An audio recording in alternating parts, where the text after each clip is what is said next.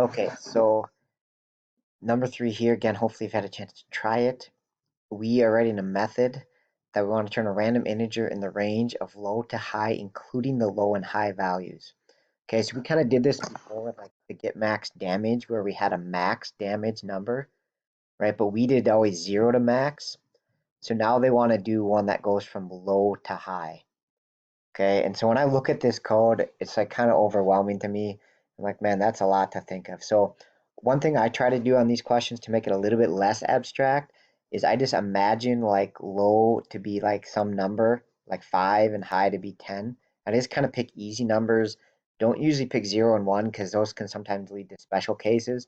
But just pick some easy basic numbers and say, okay, I want this to return an int between 5 and 10.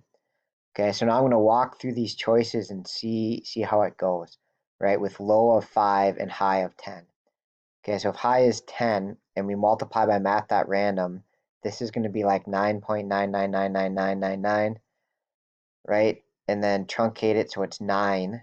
So now I'm going to do 9 and return a number. Sorry, it should be 0 to 9 would be the range there, right? And then we're going to add low, which is 5. So that would be 5 to 14. So that got the low part right, but it's the wrong high one because we want to be between 5 and 10. Okay, so let's look at the next one. Math.random, high minus low in this case would be 5.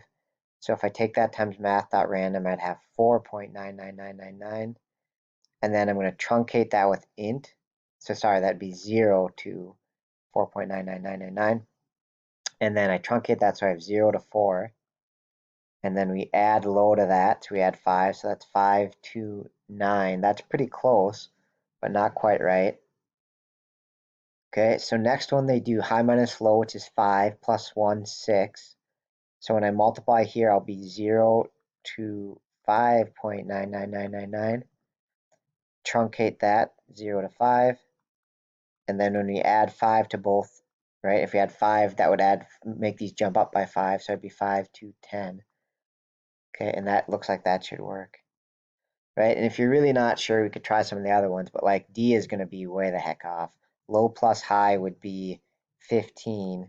And so math.random would be 0 to 14.99999, and that's going to get way too big, right? So basically, we could check the other ones, but it should work out to be letter C. E is actually pretty close. No, actually not, because this is going to be huge again. This is going to be 15, so it's going to be times 14. That's going to be way too much. So letter C is best choice here. And again, the trick is I would pick simple numbers to work with and then use that to evaluate these and figure out which one works. Thanks for watching.